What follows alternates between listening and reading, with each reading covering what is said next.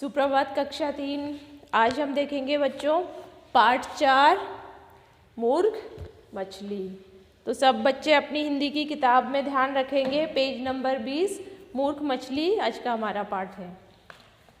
तो बच्चों इस पाठ में लेखक ने 3 मछलियों के बारे में बताया है कि 3 मछलियाँ थी। 2 मछलियाँ कैसे अपनी सूझबूझ से एक मुसीबत आती है और उस मुसीबत से अपनी जान बचा लेती है, और एक मछली जो मूर्ख मछली थी वो उसने उस संकट के बारे में सोचा ही नहीं कि इसका क्या हल निकल सकता है। उसने उसको क्या किया, अनदेखा किया और क्या उसको अपनी जान से हाथ धोना पड़ा, अपनी जान गंवानी पड़ी। तो देखते हैं हमारा पाठ मूर्ख मछली। प्रस्तुत पाठ में लेखक ने बताया है कि यदि हमें अपने ऊपर आने वाले संकट का आभास हो जाए तो बुद्धिपूर्वक उसका समाधान ढूंढ लेना चाहिए। हर किसी को अपने जीवन में कभी ना कभी किसी न किसी संकट का सामना करना ही पड़ता है, लेकिन उस संकट को ऐसे नहीं करना चाहिए कि नहीं हो जाएगा, भगवान के भरोसे छोड़ दिया, कुछ नहीं होगा। ऐसे करके ये क्या होती है, मूर्खता होती है। हमें उस संकट का समाधान करने के लिए अपनी बुद्धि का उपयोग करना चाहिए। एक सरोवर में 3 मछलियां रहती थी। वे तीनों घनिष्ठ मित्र थी, लेकिन उनका स्वभाव भिन्न था। आप अपने आसपास अपने मित्रों को भी देखते होंगे ना कि जैसे 2-4 मित्र हैं या 5 मित्र हैं, तो वो जितने भी मित्र हैं उनका सबका स्वभाव एक जैसा नहीं होता है। सबका स्वभाव क्या होता है, अलग अलग होता है। कोई बहुत आलसी होता है, कोई बहुत पढ़ने वाला बच्चा होता है, कोई बहुत बुद्धिमान होता है, कोई बहुत बेवकूफ़ होता है, किसी को खेलने में ही ज़्यादा मज़ा आता है और किसी को पढ़ना अच्छा लगता है, किसी को टीवी देखना अच्छा लगता है। तो सबका स्वभाव अलग अलग होता है। तो इसी प्रकार से ये 3 मछलियाँ थीं, इनका तीनों का स्वभाव क्या था, भिन्न था। पहली मछली बहुत समझदार थी। वह बिना सोचे समझे कुछ नहीं करती थी।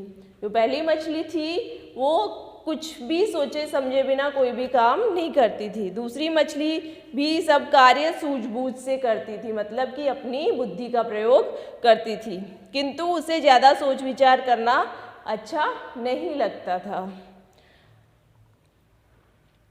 अब अपनी सूझबूझ से नहीं लगता था, वह अपनी सूझबूझ से तुरंत निर्णय लेती थी।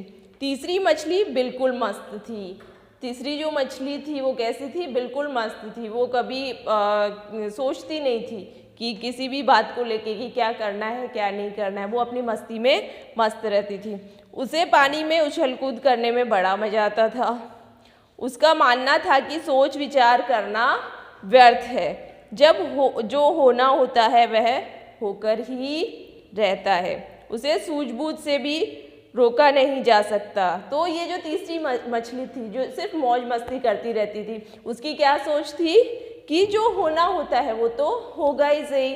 जो हम में से भी कई बच्चे होते हैं या कई लोग होते हैं ना कि जो किस्मत में लिखा है वो तो होना ही है। हम मेहनत करना छोड़ देते हैं ऐसी सोच के पीछे, मतलब हमारा जो काम है वो भी नहीं करते कि क्या करना है, करने से भी क्या होगा, जो किस्मत में लिखा है वो तो होगा ही सही। तो ये मछली भी ऐसे ही सोचती थी कि जो होना है वो तो होगा ही सही। कितनी भी बुद्धि लगा लो, कितनी सूझबूझ से काम ले लो, लेकिन उसे टाला नहीं जा सकता है।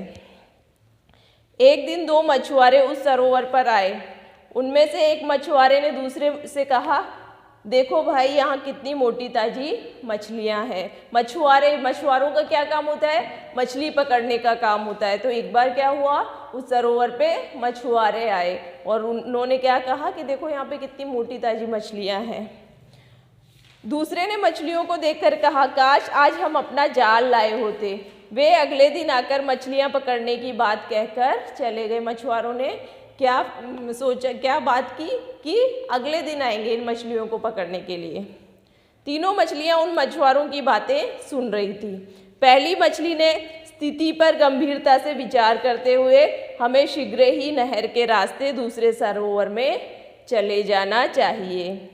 तो पहली मछली ने बहुत गंभीरता से सोचा कि अगर इन मछुआरों ने हमें पकड़ लिया तो हमें अपनी जान से हाथ गंवाना पड़ेगा, तो हमें क्या करना चाहिए, नहर के रास्ते होकर दूसरे सरोवर में चले जाना चाहिए। दूसरी मछली बोली, तुम्हें तो चिंता करने की आदत है, मछुआरे अभी तो नहीं आ रहे, जब आएंगे तब कोई उपाय सोच लेंगे। तीसरी मछली दोनों की बातें सुनकर जोर से हंसी और बोली, तुम दोनों का कोई जवाब नहीं, मैं तो जीवन भर इसी सरोवर में रही हूँ, यही मेरा घर है, मैं यहाँ से क्यों जाऊँ, जो होना होगा देखा जाएगा।